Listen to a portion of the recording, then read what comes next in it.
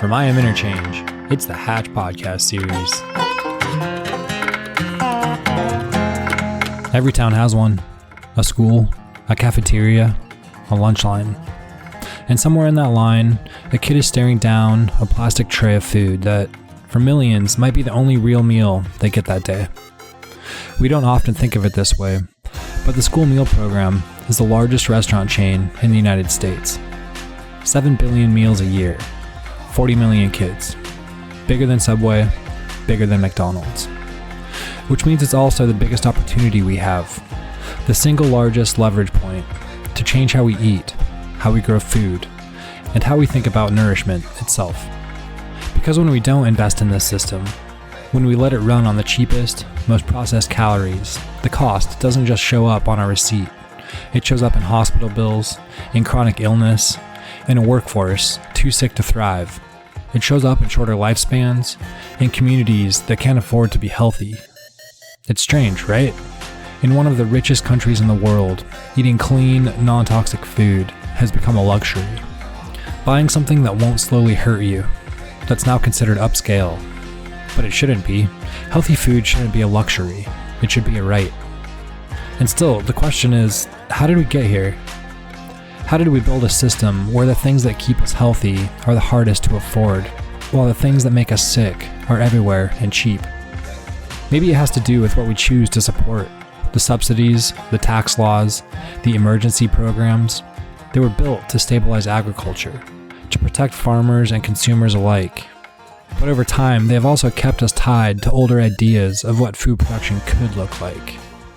And what would it take to redirect that same support towards growing health instead of just yield? Take cattle ranching. For generations, it's been the backbone of rural life in the United States. A way of living that feeds not just families, but entire communities. But now, ranchers are caught between two worlds. The old industrial model that demands scale, and the newer regenerative one that demands patience and risk. And for many, making that transition could mean losing everything before they see the payoff. Meanwhile, 4 companies control most of the meat market. The people who actually raise the animals, who tend the land, they're the ones with the least power to change it. So here's the question. If the heart of this country is still in its land and the people who work it, what happens when that heart is sick? I'm Tate Chamberlain, and in this episode, I talk with Nora Lotore, R.C. Carter, and Katie Stebbins, 3 people trying to change the food system from the inside out. They're looking at how we feed our kids, our soldiers, even our prisoners, how we can take the gas station diet we've normalized and rebuild a culture of nourishment instead. Because we are, quite literally, what we eat. And maybe the way we feed our children is the clearest reflection of the future we're willing to build.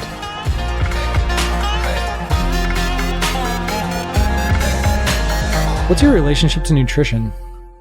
To be honest, my relationship to nutrition started when I was in college. I took a course in human physiology and learned what that phrase, you are what you eat. I actually learned what it meant. And I was just obsessed with the fact that cells die and rebuild, and that what helps rebuild all the cells in your body is food. And so literally what you put in goes into building who you are. And it just struck me. And that was freshman year of college. And I went home, and I remember I went grocery shopping with my mom. And she was not happy because I needed to read the label of everything and judge everything she was purchasing. And here I am, like 18, self-righteous as hell. And I'm like, oh, how could you purchase that with those chemicals and those things? And Mom, and she was like, you can never go grocery shopping with me again. But it started really like my obsession. I didn't really know it was called nutrition as much as I was calling it clean eating. My obsession with eating a toxin-free diet started then. And I've just always lived that way. Even if it's a dessert. So that's why I say it's nutrition, but it's not like, I'll eat a cookie or I'll eat cake and I'll eat desserts and candy, but I want it to be like natural food coloring, like with beet juice, or I want it to be organic cane sugar. So I'm an ingredient junkie of just making sure things are free of toxins, that they're more natural. I believe I can eat indulgent foods, but still be healthier. And so for me, nutrition was like 14 vitamins and minerals, but it was also like, just eat clean, get the toxins out of my food supply. For me, I was when I met my wife, after we'd been married, because I was running really hard, just like I was not taking care of myself. Like in small communities like alcohol, you grow up and your heroes or drink Coors Light, and that's what we thought was the way we were supposed to do it. So we were doing that, partying way too hard, and just basically living out of a gas station. You're like not in your parents' house. You're not staying. I'm not cooking. So we're just moving fast. So you're just eating this processed diet. And then I met my awesome wife, and her name's Ania. And she's just looked at me and said, you're smart, but you're dumb. What are you doing?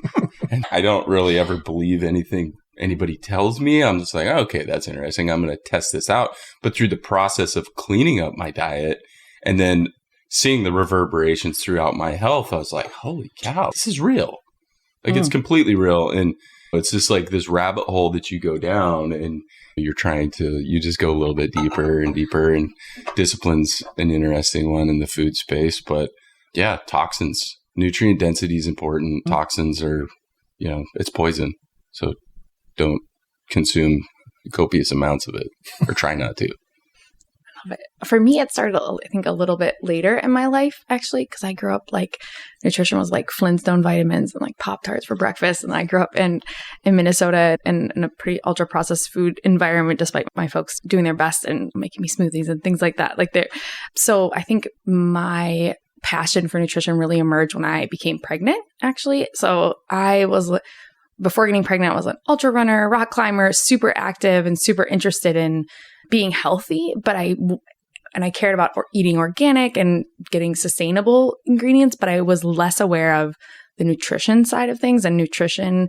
And when I became pregnant, actually, one of my first appointments really early on, thankfully, a doctor said, Nora, did you know that your glucose levels are spiked? And I thought, impossible. I just ran 6 miles. I did yoga. I ate like an organic smoothie that asked if it had protein in it, like what did it have in it?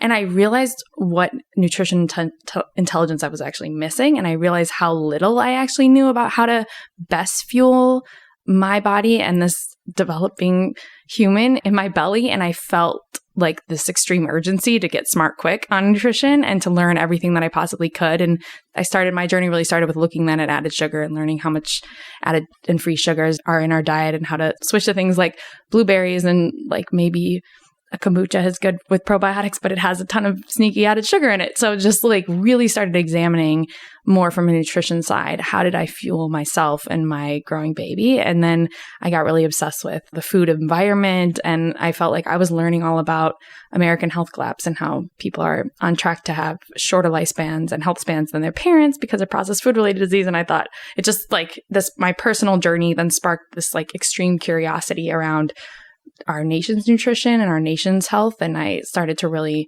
think, I didn't know this. And I don't think people know about, I don't think we have a lot of good baseline nutrition information or like a common knowledge around what is nutrition and how do we really nourish ourselves and nourish our children. And that's what really sparked my journey.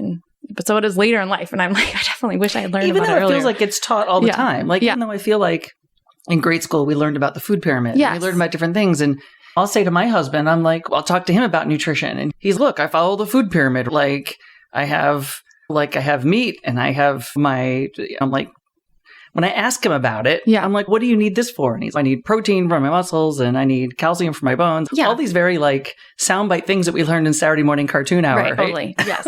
And I said, so what about fiber? Because fiber's sort of a hot topic lately. And I said, so how does fiber play into this? And fiber comes from cereal and bread and grains. And I said, yeah. And he goes, and you eat that when you need to poop. And I'm like, oh, okay. So fiber's only when like you're a little backed up. Yeah. Otherwise, you're good with like your meat, your milk. As like a powder or something. Not as like inside food. I'm like, so what do fruits and vegetables do? And that's what I eat when you tell me I need to like lose weight. And I'm like, oh my God. Like, even after all that knowledge, and even living with someone who works at a nutrition school, I don't know. I eat that when I'm backed up. I need that when you tell me I need to lose weight. Otherwise, I'm good with milk and meat. Yeah. That's crazy. Well, like the food pyramid, that was handed off as this is what a healthy diet looks like. It's interesting to watch this whole evolution of diet because I was raised very healthy when I was a kid. My mom, for God's sake, she made homemade grape nuts.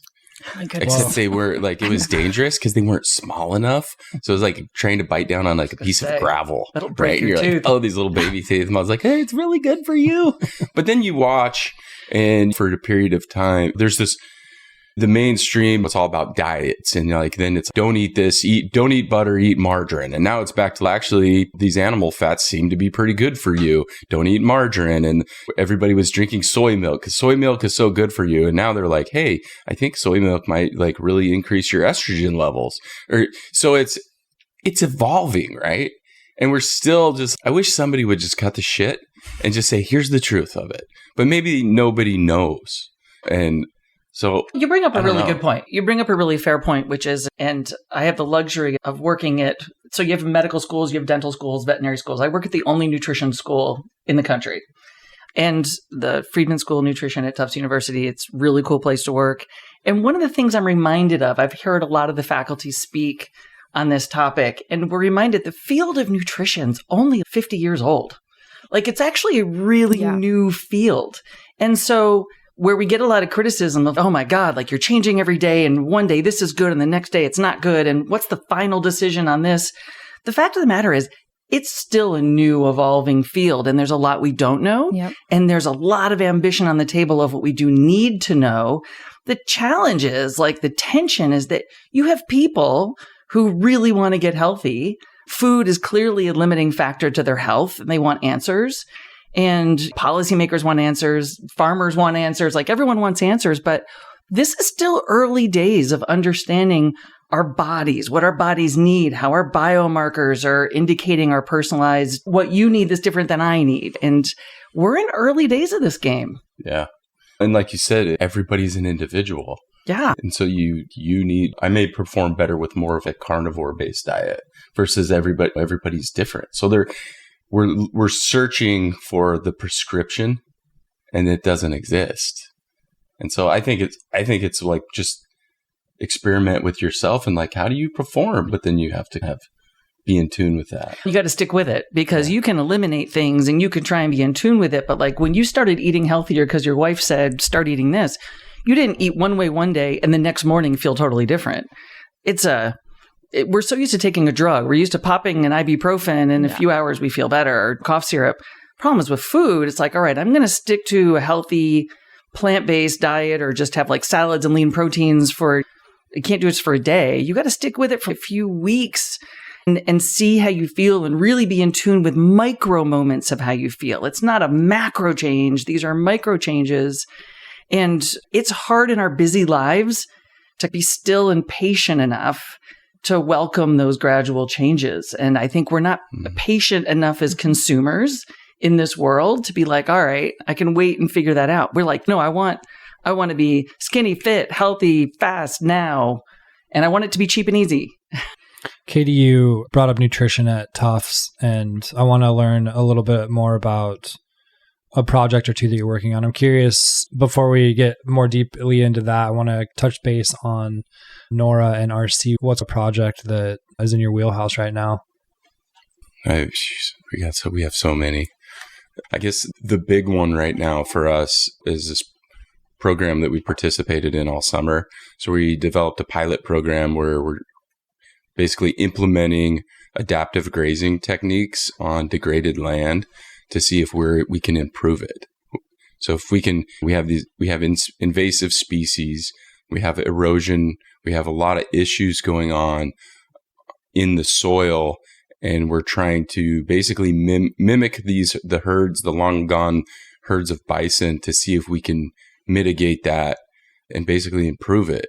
And so it's really consuming because it's very labor intensive. And so my wife and I, kids, we spent 3 months living in a camper, just basically babysitting these cows and really figuring out the management strategy, because there's not very many people that are doing it. Like, people are doing it, but we're trying to scale it and doing it in a very challenging setting, ups and downs and mountains and trees and all that. And so figuring out how to do that. So that's really cool. So that's our that's been the consuming project this summer. How are you documenting it? How are you documenting your process? Instagram. It's awesome. Social media. Social media. Are you measuring it too, or do you have a measurement partner? Yeah, that's the key component is we have to quantitate our data, right? And so we basically brought in a group called Snaplands and Ryan White, and they're amazing. These guys, they're leading the charge in trying to figure out range and ecosystem health. And so it was really fun. Just like we're ranchers, we're out doing our thing. We know cows but we operate with a feel. We have our finger on the pulse. We go by feel, but then being able to bring these botanists and ecologists in and hang out with those guys and see what I'm walking around and I'm seeing something, and these new individuals come in and I'm like, let me put your glasses on. What are you seeing? So that's really cool to just hang out with people that are like experts in like more of the micro field and see how they're approaching everything. And I just want to add to that though, is I see there's all the ologists, right? And they are looking at the micro, and that's important. But really what we need to determine is what I'm searching for is, are we making a change? Is this animal impact, is it improving the soils or is it degrading the soils? Are we doing the wrong thing out here? And so we're really looking for every little facet is important, but the most important thing is how does it all work together? And is there a barometer that we can measure just so that we get we're in the green or we're in the red? What direction are we going? And being able to make that cost effective so that we can scale it across to other ranchers and make it simple. RC, I think your work is so important. I think it makes me think about the Rodale Institute stat that shows that highlighted that 100% of the carbon emitted annually can be drawn down in our soil. And I just think about the soil's potential to help nourish people and rehabilitate the land and regenerate the planet. And I think it's one of the big hope spots out there. So I'm grateful that you're doing that work and that you're trying to get the research and the data to say this works, this doesn't work, this is how we can make change and go bigger with it. And we also have to be committed to telling stories like yours that you're doing this work. And I think there's a villainization happening of the meat industry. And there's so many ranchers like yourself out there who want to get to a place that's good, and you want to learn what you just said. We got to know if this is good or bad, and we're going to get there. And I think we need to tell more about the humans in the center of this industry and what you guys are thinking and what's on your mind and what you're trying to get at and what questions you have and what you want to, because I think we've homogenized way too much and made assumptions about this industry in a way that's not healthy and just politicized it a lot. And I love hearing about what you're doing because you're a human doing what you love and you're making a difference. And I think we don't talk about that enough on that side of the protein discussion. Yeah. I appreciate. That's awesome. Thank you. But just in defense of all ranchers, is the ranching industry basically, and the farming industry, we were sold on a model of this is how we produce food. And so that's the way everybody's been operating. And now it turns around and all of a sudden we're getting vilified for it. We're like, hey, wait a second. This is 40 years ago. I was told this is how we were supposed to do it. And now what do you want me to just stop and pivot? And it's that's not the way it works. There's this transition. I like to think of it as like when Tarzan is swinging through the jungle, like you never let go of one vine until you have, you know that the other vine's going to hold you. In this regenerative space, it's the vine, like jury's still out. Like we're still trying to see if it'll hold all of our weight. And we're just fortunate that we're able to put a little more weight on it than some. But these guys, people that are just doing it the commodity norm and giving the cattle all the shots and then selling them off into the commodity market, and they're going into the confinement operations and everything that's like that I don't agree with in the world. Like those guys would jump ship and come over to the other side if they knew it was safe here. Because at the end of the day, like our ranching industry, it's dying. There is very little money in that industry right now. This year, their prices are really great this year, but nobody trusts it because we know we'll starve for 5 years in a row too. Yeah. Even those folks that are operating the old way, they're still feeding the world. And it's still better. The worst beef there is probably still better than Cool Ranch Dorito chips. At the end of the day.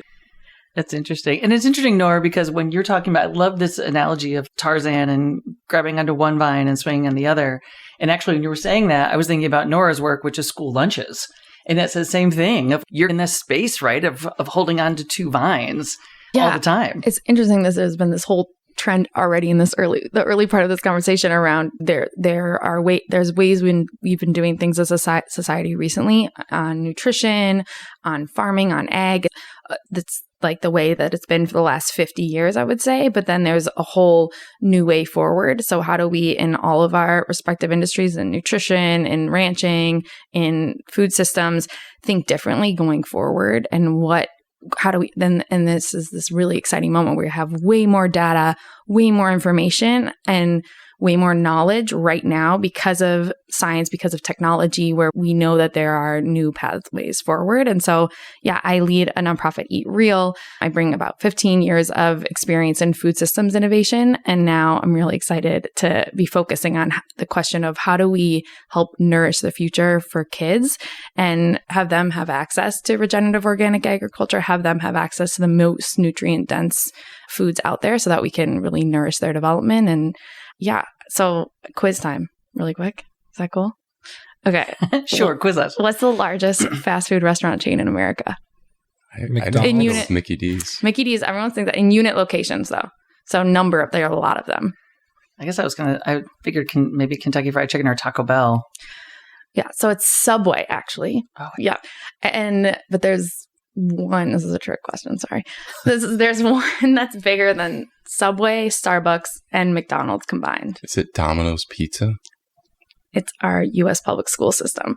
Ooh. So of course. they serve 7 billion meals to 30 million children every year. There's one in every town. So we think that is like the largest food leverage point in our food system, which we think our food system is the best chance at healing our planet and nourishing kids and making a stronger economy and connecting local farmers and ranchers with the biggest restaurant in town, schools.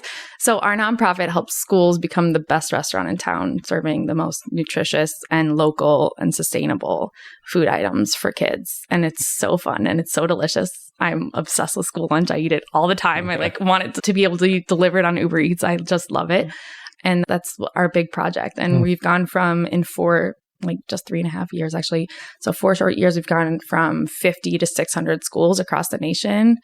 And we have wait lists of schools. And it's fun to see fast action. Like in a year, these food change makers and these school districts are transforming the local food system and the health trajectory of their kids. And they're doing things like our schools are some of the biggest buyers of local, regenerative, organic, grass-fed beef. Like it is possible for kids in school.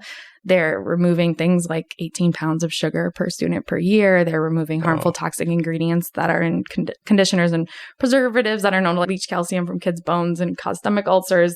They're adding in more salad bars. Like it's a total transformation, and they make it delicious and culturally relevant. So the kids actually love it and eat it. And they know that they're having the triple win of creating a stronger community economically, helping actually advance the kids' achievement in school because they're nourished, and then helping really heal the planet with better agriculture.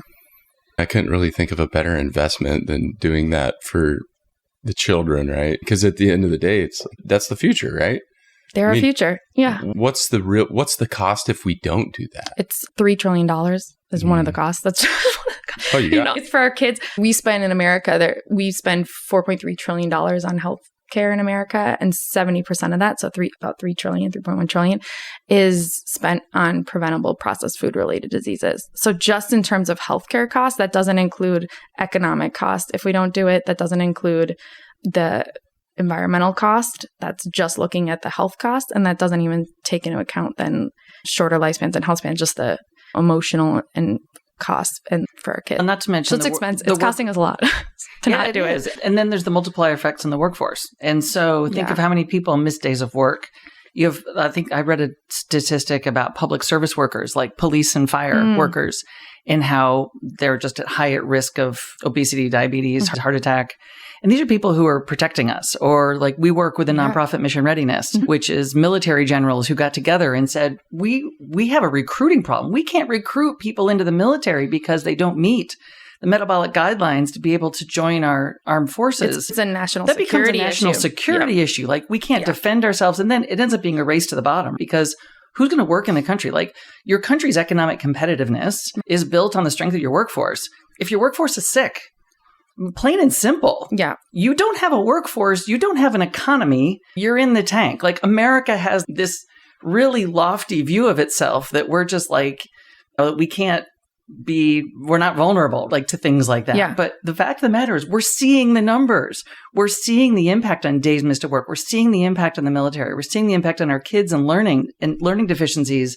This is happening. This isn't just pie in the sky. And it's just amazing to me how much we don't connect the dots on that. The policymakers, the people who are in charge of our economy don't talk about this.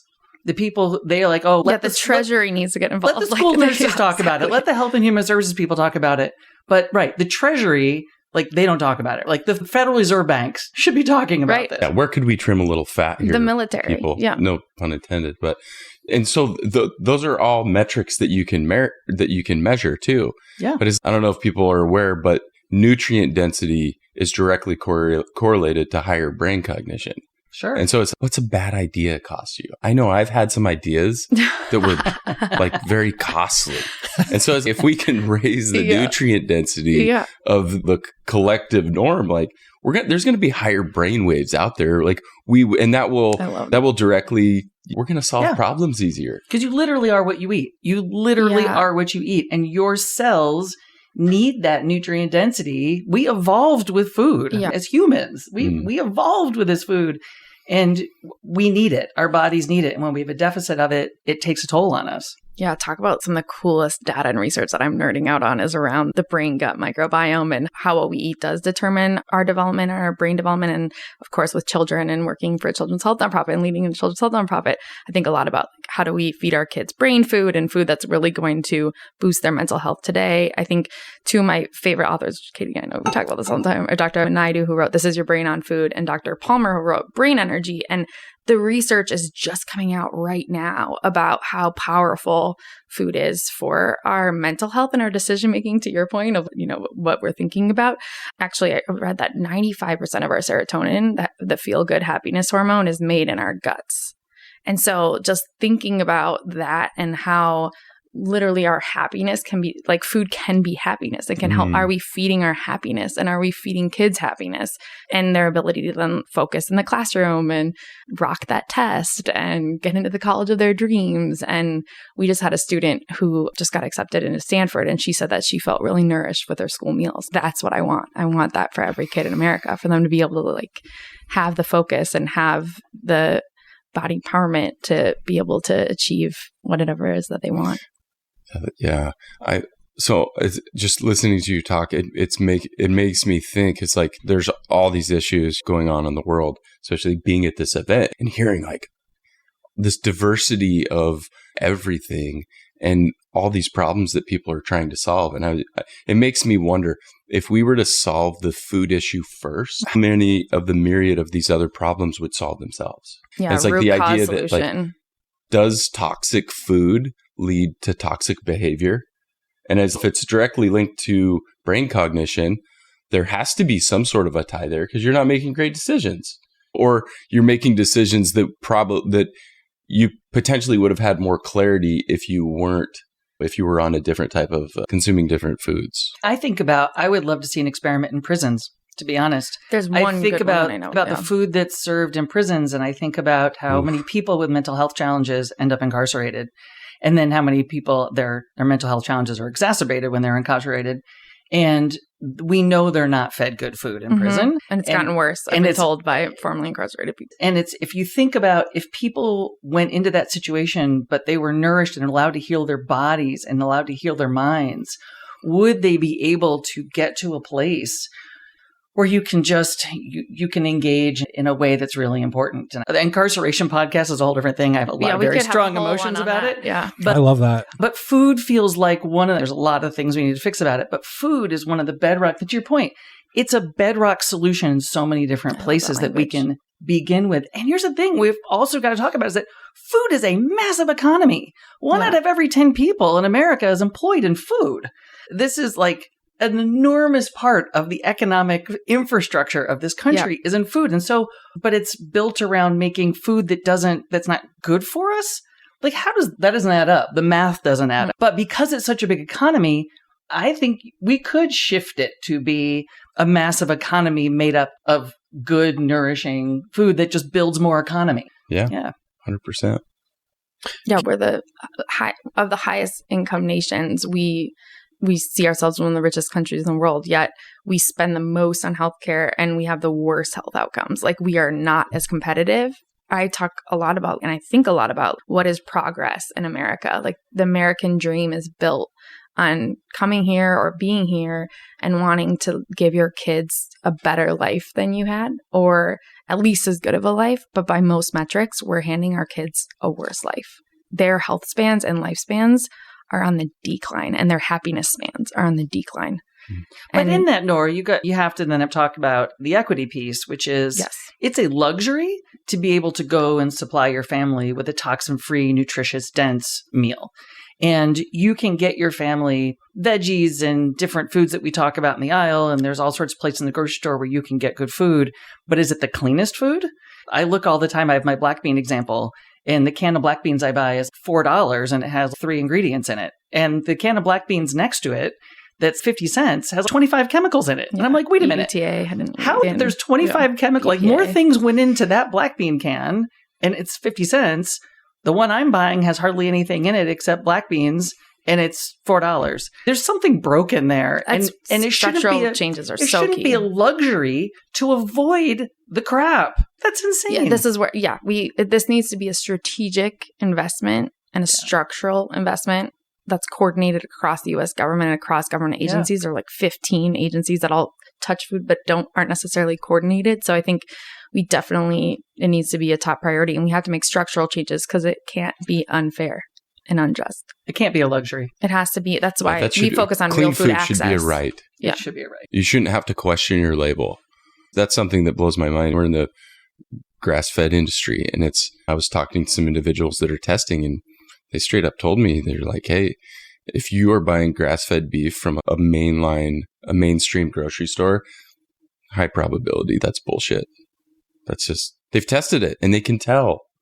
And so there's you see these movements come out, organic. And I think in 2019, 54% of organic labels were in non-compliance. And so there's this money grab. Initially it starts out with good intent, but then, the people who only care about margins, they're like, oh, hey, let's do this. So they jump in and they've got the whole team. They got the marketing team. They create the logo. They just pop up another brand. And there's no repercussions because of that. I do think that there are important movements and bodies like organic, or now there's regenerative organic certification, where they do play a really important role in pushing the marketplace and like building consumer trust. And I think there have been cases where we need to increase the organic monitoring and whatnot. But I do think that they're really critical to building and transforming our food system. And I do look for that organic label, and I do look for that regenerative organic label. And I also look for that local. And you can't do it all the time, right? The Environmental Working Group has the Dirty Dozen, or like they have the Dirty Dozen. Yeah, and they give guidance too around, okay, for these vegetables, definitely try to get organic when you can. But some of the harder shelled vegetables and fruit, don't worry about it as so much. So there are certain ones like a strawberry where you want to try to make sure that doesn't have sprayed pesticides on it, because then when you're eating that, you're consuming that. You can see by the red of that strawberry, like whether or not, and the taste of it, whether or not it's been impacted. But I think it is a helpful structure that we have. But at the same time, it's problematic, because what it says is, all right, here's some organic strawberries for you over here that cost $7 for your pint, and over here's some strawberries with pesticides on them for $3. Well, why is conventional and mainstream in the norm also? I agree. I think part of the problem is that we're not trying to solve that. Right. Why should there be a choice? I know, I'm trying to solve that. Why should a parent have to choose? I'd really love my kid to have strawberries because they're good for you, but I can only afford the ones that have been treated with pesticides. So I guess I'm going to have to get those. And you're just like, and I hope the liver just figures it all out. And we should be building a food system where people don't have to make those kind of choices. The default is that. It frustrates me when I have to go to the produce aisle and I look at the prices on stuff and I'm like, I'm either not going to buy it Or am I going to buy the organic version? And I just can't believe how much money I'm spending. And it just is unbelievably frustrating to me. And it creates this health equity gap. Totally. And it just perpetuates this health equity gap that shouldn't be happening. And it's a structural issue. Like the government can fix this one. Like we choose what we subsidize in America. We choose what we incentivize in America.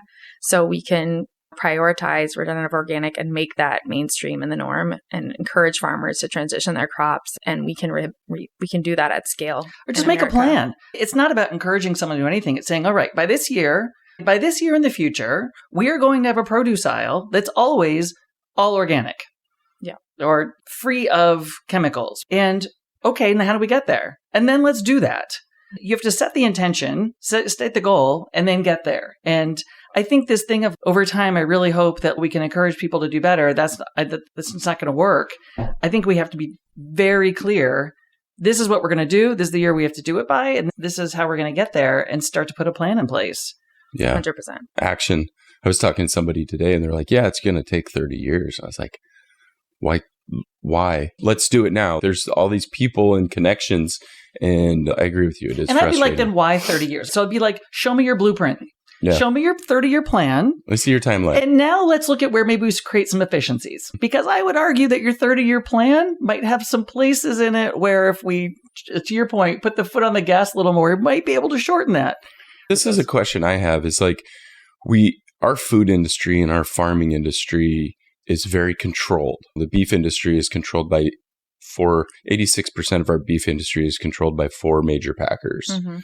If we work the problem backwards, or better yet, is like work it to the middle. So we know that the farmer and rancher, they're not being rewarded for their efforts. We've created a welfare state out of our farming, our agriculture industry. And then you look on the consumer end, and that people's nutrient density needs are not being met. And you look like, where's the bottleneck? It's the processing. That's where the control is. And so that's where I don't have the answer to this, but I'm like, I don't know if this system can be fixed or we have to start a new one.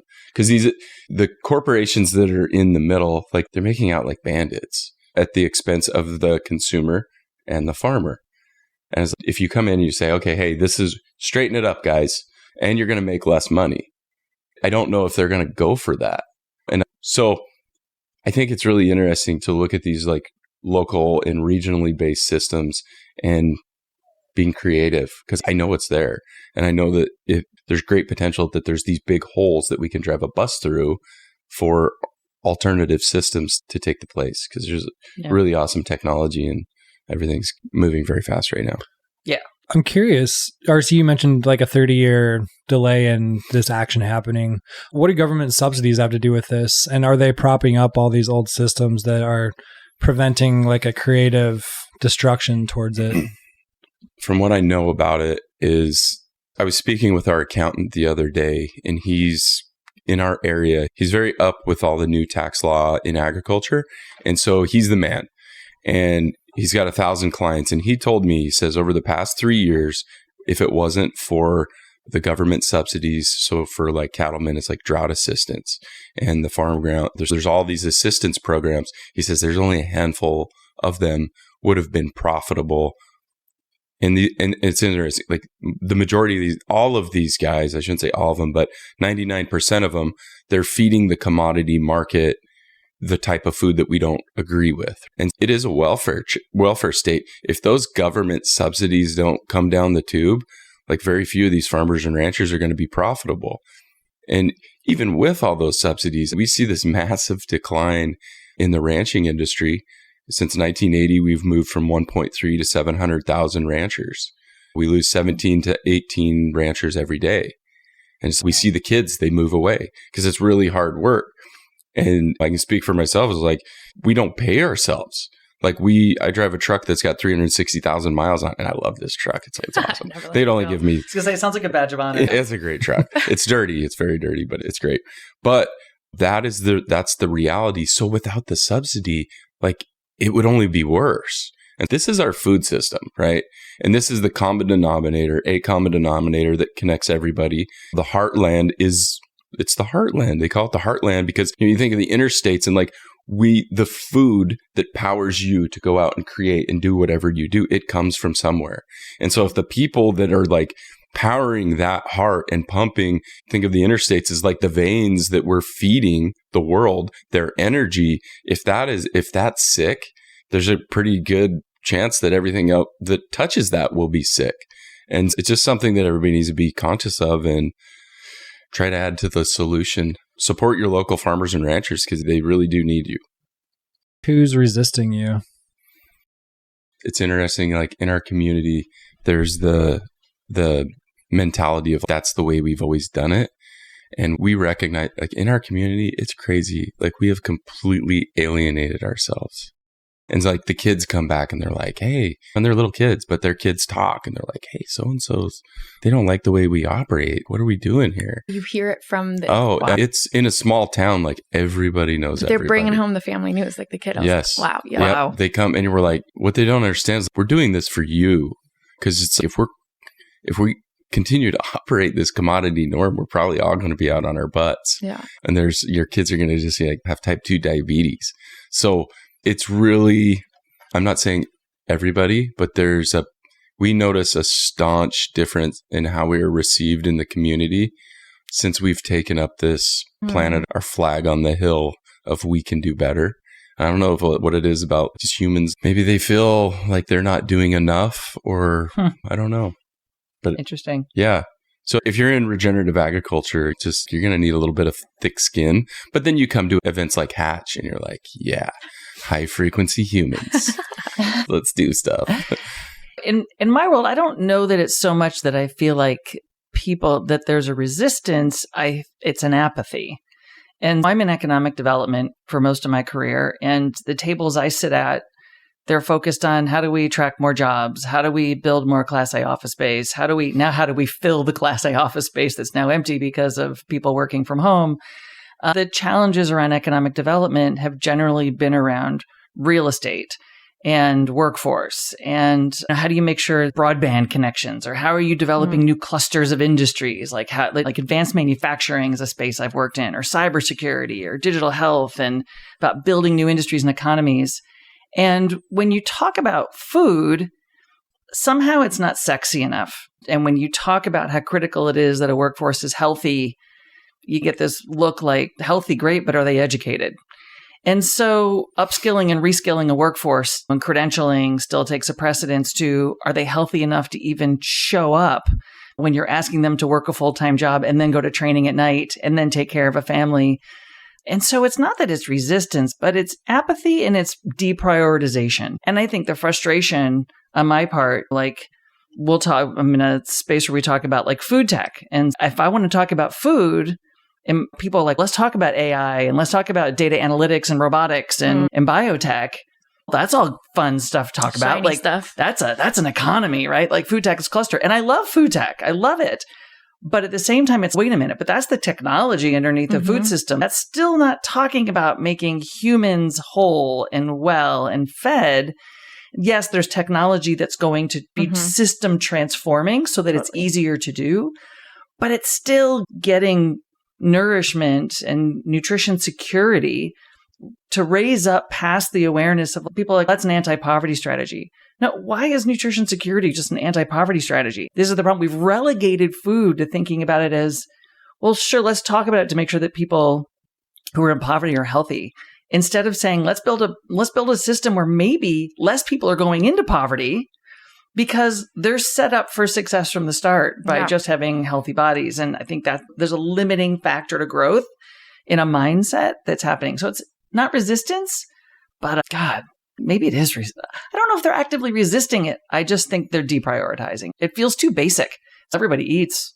What's the big deal, Katie? We're all like, you die if you didn't eat. So everyone's eating. What's your problem? It's too common to be cool. Yeah, it's too common to be like, prioritized and thought to be essential. Yeah. Yeah, I think the ideas that you bring up and the kind of the resistance that you're feeling around community mindset and just being comfortable in the status quo, RC, what you said, and Katie, around really just apathy are definitely something that we run into. And yet, like, I have a lot of hope because I see community-driven change. And one change maker, our school food heroes in these school districts, they they take action and they have anything but apathy, and they're really ready to try to make some differences and engage their communities. And so I have a lot of hope too on those fronts, I think. But it is something that we struggle to get, especially at a macro level. I think at a macro level, like, I can't not say that big food is resistant on this. I think there's a lot of money being made off of the current system as is, and a lot of profits and shareholder profits. And there's a lot of people making a lot of money off of people not being healthy in America. So that is a major challenge. And there are major lobbyists that we're up against, et cetera. So that people think, oh, big food, that maybe they think, oh, that sounds like conspiracy. Big food is real. So I said it. I said the hard thing. I said the thing that I wasn't going to say is, yeah, we're up against big food and big money. And so big change is going to be hard, but I believe in all of us. The kind of other sentiment that I'm sensing, in addition to the points that you bring up, is just urgency. I think that's the hardest, is that not everyone has a sense of urgency. I have this like mother fire where I'm like, I have a 2-year-old and a 4-year-old. It's the mama bear thing. It's the mama bear thing. And I'm like, how do I make the world healthier for them right now? And also for every child in America. And I don't want another, like, the American Academy of Pediatrics just prescribed weight loss pills, Ozempic, for 12-year-olds and surgery for 13-year-olds. I don't want an American 12-year-old to have to go through that. That's like the kids being born right now in 12 years. That's like a short time to be on this earth. So I feel this extreme urgency, and I would never act with urgency at the sake of impact and collaboration, but I think I want people to really understand that American health collapse is right in front of us. I just was researching that of the 6-year-olds in our state, in our country today, 60%, just about 60%, 59% of 6-year-olds will be obese by 35. Wow. Our type 2 diabetes since the pandemic in kids, which type 2 diabetes is a preventable processed food related disease. Type 2 diabetes is up 76% in kids. Like, our cancers are up in kids. Like, our kids are getting so sick. They're literally going to the doctor's office and on the surgery table instead of being on the playground. And so I think that people don't know that. And like diseases that used to only show up in adulthood, like chronic kidney disease or fatty liver disease, are showing that fatty liver disease, like non-alcoholic fatty liver disease showing up in kids, teenagers, and colon cancer. We just had Chris Damon come speak at our conference from University of Washington, and gastroenterologist and researcher. And he was like, it's alarming, the increase in colon cancer in young people. That shouldn't be happening. Yeah, and that's about what's going in our bodies and what's going through our bodies and out of our bodies. And look at all the head meds. Oh, yeah. I mean, seems like there's a lot of confusion going on out there. So I was like, what about this? So if you go and kill somebody, like if you go shoot somebody, like that's murder, right? But it's like, what if you poison somebody over the course of their lifetime? What's that? What do you call that? Is this like a good business model? Or it's real. Profiteering. Yeah. It's really short-term thinking. And my whole career has been around environmental planning. And I got started my career around toxic and national toxic campaign stuff. And I just was horrified from college on at just what we've done in this country around putting toxic chemicals in everything. There's flame retardants on everything we sit on. And there's chemicals wrapped around the food that we eat, not only in the food we eat. And so I think a problem is like our bodies, all of this stuff has happened so fast. Our bodies don't have time to evolve. Like we as organisms can't evolve fast enough. We can't filter all of that. To figure out how to do this. And our liver and our adrenals and all this stuff are going, wait a minute. And our poor endocrine system and our hormones are all off. And our sperm counts are down. Our fertility rates are dropping in America. Science is crazy. And it's metabolic health. It's our food health is a big role in that. And then what other chemicals and things that we're exposed. And then I think so much of it is chemically driven. And so sometimes I think we're shifting the emphasis almost in the wrong place. Like I get we can just say, oh, it's junk food, it's this, it's that, but what's the why? We got to read the labels and we have to talk about what's in stuff. And we need to regulate out some of these really harmful things that are in our food. We need to regulate out fire retardant being on every single thing in our house. I'm that mom that emails the furniture company, is there fire retardants in this? I'm like, only non-flame resistant, like only no fire retardant PJs. I'm like, I'm that mom. Because every time I do my dishes, I'm like, aren't I just soaking all my dishes in chemicals in this dishwasher? it just, when I now wash everything in my house in vinegar, but I'm a vinegar mom and I feel pretty good about that. I haven't gone there yet. Thanks, Katie. I'm a total vinegar mom. TSA got my bottle on the way here. Really? You brought some? Oh, I tried to. It was over 4 ounces. Wait, what, were you going to wash with it or drink apple cider vinegar? No, What were you You're going to wash your room with it? No, I drink it. I love it. Yeah. What brings you hope? You kind of let us into it a little bit, Nora.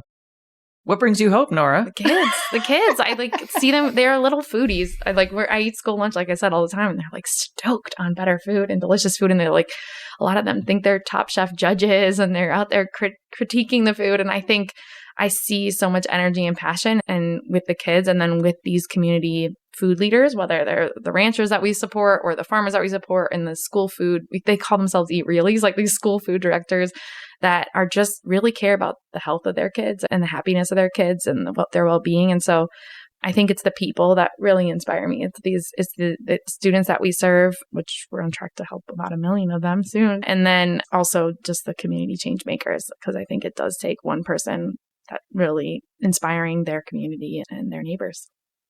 Yeah. For me, ditto. I'm inspired by people who are doing great things. I'm inspired by people developing new food products that are sustainable, healthy, good for you. I'm inspired by, like, we have a company like Danone on our council and they're investing in a lot of money in regenerative agriculture. So I'm inspired by things that I'm seeing at all levels in America. It's grassroots, it's corporate. Yeah. There is change happening everywhere if you take a moment to look at it and find it and talk to people. Government leaders too. There's some amazing And government leaders too. I'm a science nerd. I'm a Trekkie and I'm a futurist. And so I'm like hard. Just tell them what you just did. They can't do it. Making the symbol for, yes. And see the light. And I geek out. And so I keep seeing all this stuff in the science and I'm like, oh my God, we're figuring this out. Yeah. AI is helping us understand so much about this and plant bioactives and biomarkers, and our human genome is being mapped. And so for so cheap, we understand how my body's different than yours. Yeah. The accelerated pace of technology, I'm hopeful. I'm also excited that I'm 52. I hope I'm alive for the next 50 years to see like what's going to happen in these next 50 years, because it's mad. There's some really cool stuff. I'm even making my Star Trek signs and talking like with my hands. There's some really amazing stuff happening in the world of biotech and AI. And I just geek out on the scientific literature on it every day going, oh my God, they figured this out. They're figuring this out. And they're asking that question. And they're connecting these dots. And I am seeing the system change. And I am seeing the dots being connected in systems. And that gives me a lot of hope. And it not just hope, but like jazzes me. Like it's excitement. Yeah. I'm up more days than I am down. Katie's excitement also inspires me. Let me just say I just got goosebumps. It's a little contagious over here. She just, I don't know if she's like a big deal. She leads the Tufts Nutrition Security Council. And so she is the dot connector. I feel like one of the top dot connectors in our nation. So like her excitement paired with her ability to reconnect the dots in our nation for our food system and bring all these different people to the table, whether it's lawmakers and food company leaders and advocates and whatnot. And so I just like your ability to have the excitement, connect the dots, and then bring the people together, Katie, is like legendary. And so I just like, you inspire me. So thanks, Nora. Likewise, you two both inspire me too. So it's a mutual admiration society here at the table. I guess I resonate everything that you guys say. It's really exciting to see all the strides in the tech world, and we're looking at this thing and it's very easy to just point out all the problems. But if you look at it as like the pendulum, like which side has momentum, like this thing is not slowing down. Yep. Anything, it's gaining momentum. Yep. It's gaining speed. And being a dad of 3, these kids are so smart these days. They're so smart. They are they're so smart. I'm like, give my daughter the key. She's 5. I'm like, go for it. She's not even 5. We're not in charge of the timing. We just go out and we try to, don't force, let's flow. And we're not in charge of the timing, but if we can instill in this next generation, like the love and the values that I believe soil's sacred. I believe we're sacred. There's more to it than this expandable, extractive thing that it's like, why are we're extracting from everything so that we can throw another zero in a bank account somewhere? And it's like, as far as I know, nobody's figured out how to take any of that with you. It's like, It's really kind of silly, but we've all been sold on that model. So to see these kids having passion for it and really revaluing like what matters. I'm very optimistic about these younger generations because they're going away from the mainstream. Like how many people are here? They're like, yeah, I'm a recovering executive. What? That's awesome. Good for you. And really, what is life about? What are we doing? And I really believe that we are all doing the same thing. We're all searching for the same things. And hopefully, as a collective and like really smart people like you guys, we're going to get there. Good job. We will. I just want to be around to see it because like the completion, I want that 30-year plan. Like, again, let's truncate it. Yeah. Let's go faster. This is the Hatch Podcast. Nora, Katie, RC, thanks so much for being here. Thanks so much for having us. Thank you. In the end, it's not really about the food. It's about what the food reveals. The system we've built, the trade-offs we've made, and the quiet stories we tell ourselves about what's normal. Changing the way a country eats sounds simple, but once you start looking, it never is. Every meal is a reflection of 100 unseen choices, policies, prices, histories, all moving together like gears in a machine no one person controls. A cafeteria worker earning barely enough to get by, a rancher or farmer gambling everything on soil that might heal if given the chance, a policymaker trying to feed millions with a budget meant for thousands. These aren't statistics, they're people. People trying in small ways to make things better from where they stand. And maybe that's how change actually happens. Not with one sweeping reform, but in small, ordinary spaces where food meets life. A lunch line, a kitchen, a pasture at dawn. The United States spends more on healthcare than any other country on earth.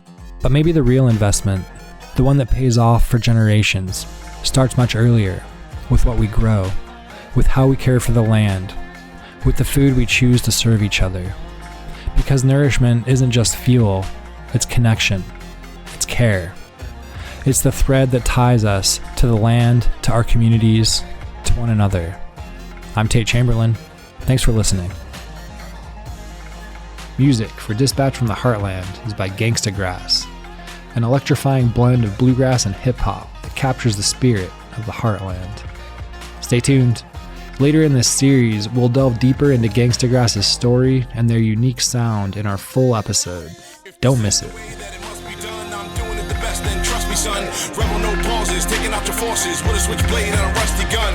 Doing this forever, you've just begun. Don't start none, it won't be none.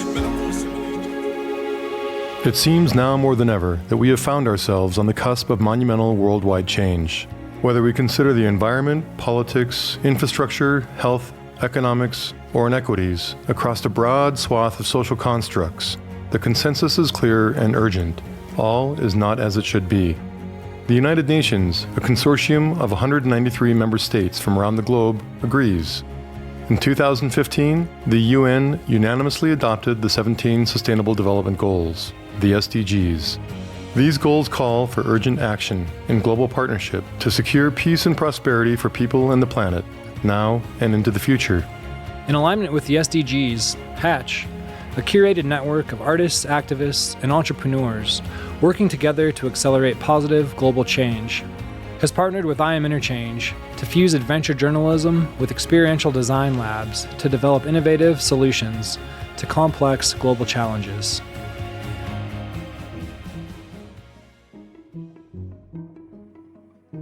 Hey everybody, thanks for listening to the podcast. If you enjoy it, please subscribe or leave us a rating. This episode was produced by Yara Craner, Susan Karstensen, and me, Tate Chamberlain.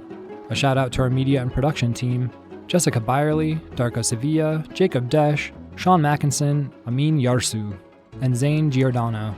With so much gratitude to the Hatch supporters, Steelcase, the Kauffman Foundation, the Gwydion Fund, Envision Equality, the Hatch volunteers, board of directors, Hatch guardians, and the community who help make this work and mission possible. To learn more about Hatch, visit hatchexperience.org. Building community could not happen without food. And with that, I'd like to thank Whistle Pig Korean, Red Tractor Pizza, and Zocalo Coffee House. Remember, share airtime and don't ruin dinner.